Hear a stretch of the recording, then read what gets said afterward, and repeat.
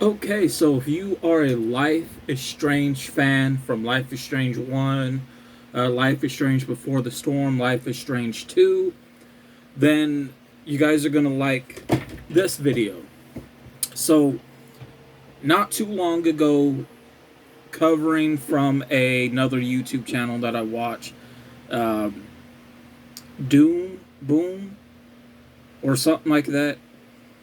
You know, this person does a lot of the Telltale games, covers a lot of gaming news, somebody who is very legit when it comes to this. And we've been waiting for quite a while, at least almost three ish, full 2 years at the most, for more Life is Strange news. And earlier today, I done a speculation video on what Life is Strange 3 could be. And with the company that makes Life is Strange, they did put out very, very, very, and I mean very little information, enough to get people, really speculating. But later on this month, going into sometime, I think next week, they're going to be doing a live stream and talking about Life is Strange 3. So I figured, it is a good time, better than not, as of right now, to do this video.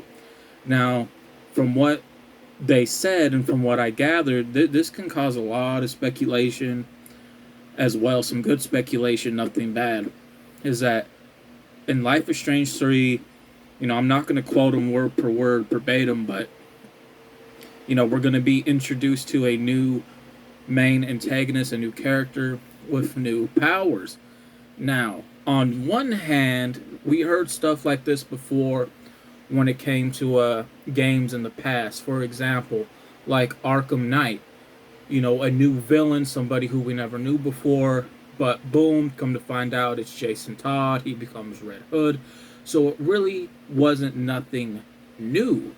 Now, I'm taking that same scenario on one hand and saying, okay, we could be reintroduced to Max from the first game because, we played Max. We fell in love with the character of Max from the first game. Even in Before the Storm, getting a little bit of her backstory through Chloe, when Max moved, and even playing the bonus episode in Before the Storm, and even us growing close and loving the character Chloe as well in both of the games. And Life is Strange 2, we get a little bit of Easter eggs and references to the first game, especially with Arcadia Bay, and of course we get David Matson as well, who we run into. Now, I have not finished Life is Strange 2, but I do love the game so far. I know I haven't been doing commentary over it during the live streams. I've really been enjoying the game. Eventually, if you guys want to hear my thoughts during the live stream of Life is Strange 2, I will be more welcome and more happy to replay it, because there are some things in that game that I can relate to, just like I can relate to the first game and also Before the Storm. Um, but going back, we could be reintroducing ourselves, to Max. And Max could have a new type of time ability, new type of time powers, right? If that's the case. Now, one thing that I was thinking, right, if that is the case, what type of new time powers, could Max have if we're going to be reintroduced to Max? Guys got to remember, in this one hand scenario, I'm thinking, okay, they could take the Arkham Knight approach, but in a good way. So, for those that played Batman Arkham Origins and Batman Arkham Knight, when we could use that VR thing to kind of show events that happened, you know, hours ago, and VR time or whatever. I'm thinking we could get something similar to that with Max, but with like time powers. Like, maybe there's something that could happen in the game to where I'm taking my previous idea to where, you know what, let's say Max does some detective work of some sort, and let's say she is investigating the explosion and the shooting and the killing in Seattle, and she's using some type of VR, so to speak, time power to go back in time but still stay in the present, so to speak. It's a bit hard to explain, but for those that played, again, Arkham Origins and Arkham Knight, then you understand what I'm trying to say and what I'm talking about. And we could follow on to that journey, and see where that can actually go. Now, on the other part of that conversation, with the other part of that hand, we could be reintroduced to somebody who we met in Life is Strange 2, but actually be a full new character, so to speak. And I am talking about the little boy. His name is Chris, Captain Spirit. So even though Life is Strange 2 in the main story, pointed out that the little boy, Chris, didn't have any powers to begin with, but for those that played the DLC like I have, Captain Spirit, in a sense, I think they really are pointing towards hints that yes, he may have some powers, some abilities that probably got unlocked during two incidents, 2 accidents, maybe 3. Now, I can see us playing as him as an older individual, in his teens, more likely. Somebody who is traumatized through abuse from his father, and somebody who is full of doubt and depression, who thought he had special abilities and didn't, but come to find out maybe he does have special abilities. So I want to go back to where he falls from the treehouse, right? Now we know that Daniel caught him, but maybe it wasn't Daniel after all. Maybe it was actually Chris and his own, non-self-aware, and his self-conscience unlock something in order for him to really stay afloat. And even going far as to where, you got 2 choices with Chris in the main story. One choice, Daniel saves Chris from getting hit by the police car, and one choice, Daniel gets hit by the police car. And with Sean in his thoughts in his dictionary, if you guys read it, it looks like Chris was running away from his father, storming out the door.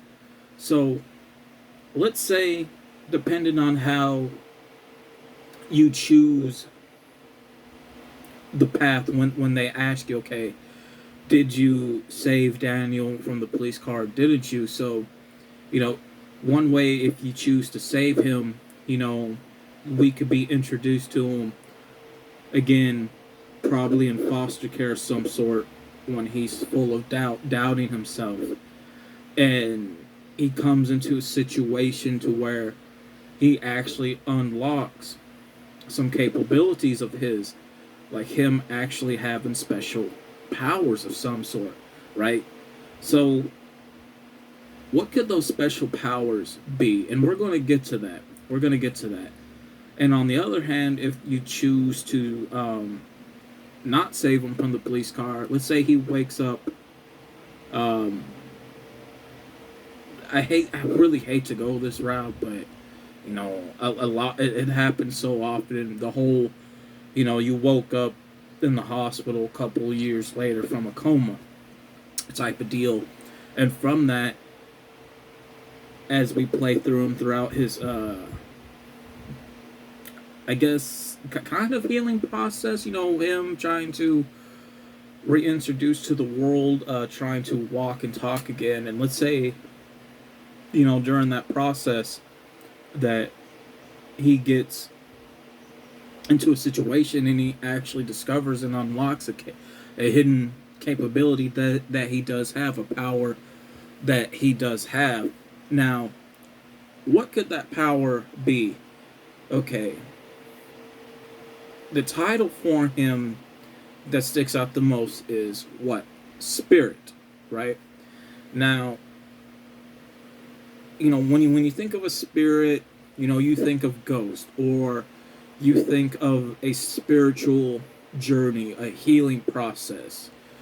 Somebody in that scenario, in real life scenario, uses their imagination to escape from reality. I'm not saying he has time powers, no, but in order to escape out of reality, right?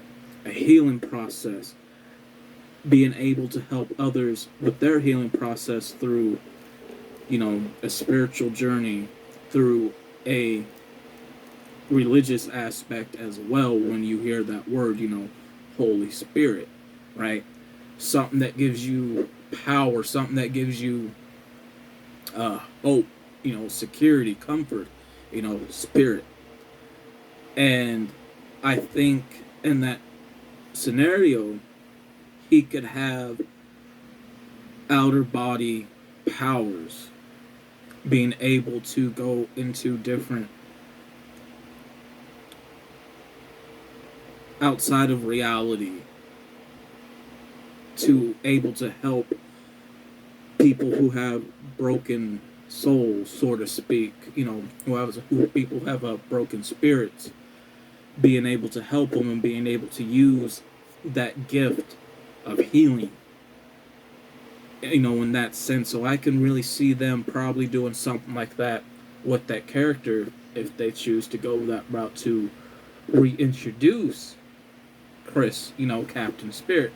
The reason why I say this is because we haven't got any new updates for quite a long time after playing the Captain Spirit DLC, because once you get done playing it says, the adventures of Captain Spirit to be continued.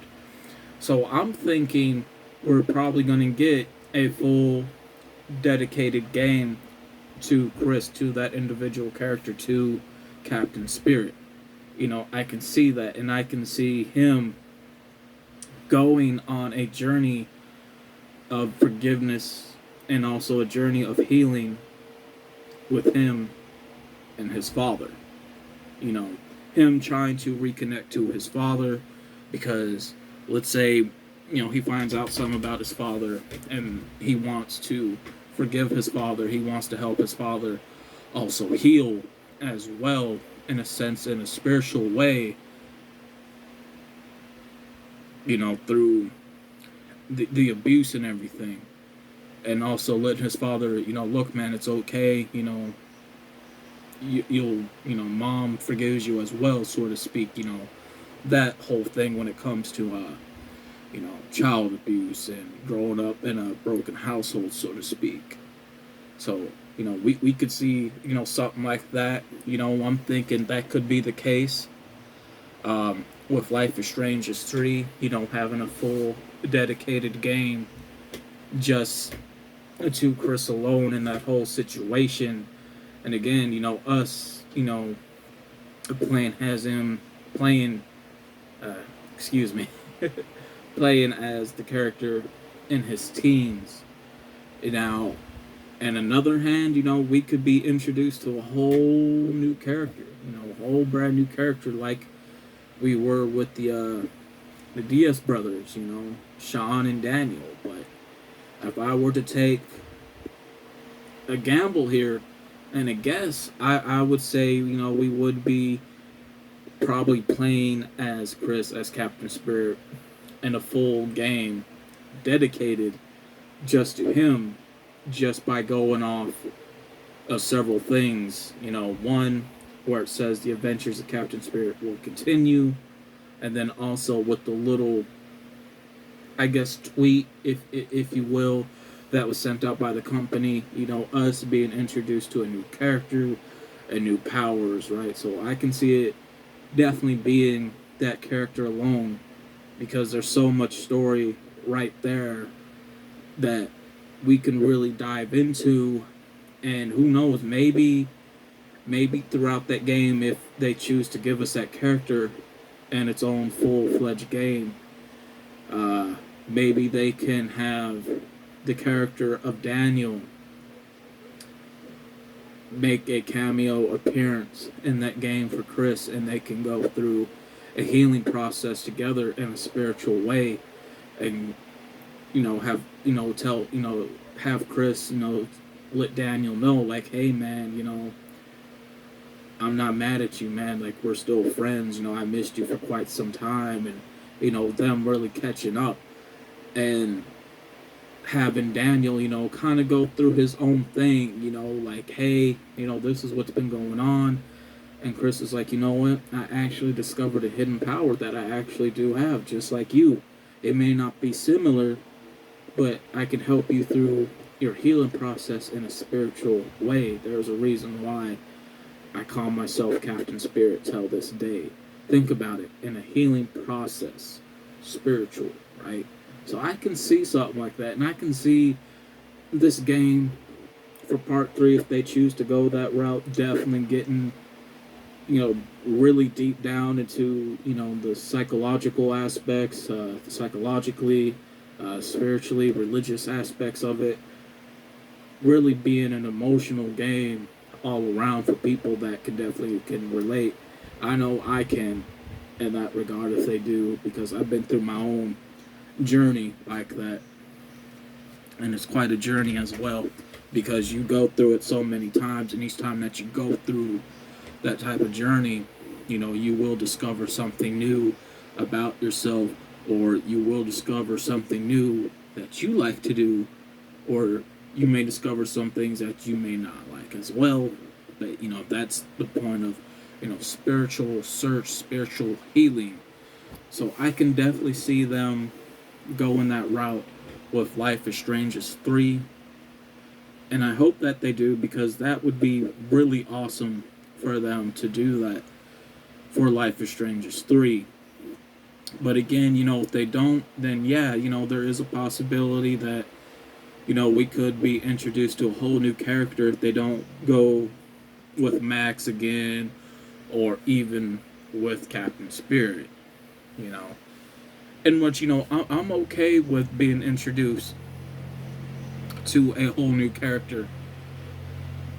And I think the Life is Strange series could be just that, us playing as gifted individuals in the world. The reason why I say this, because I have been labeled gifted, through the school education process of my life, and also to the government. And for those, that know what the word gifted means in that scenario, it means you're labeled as the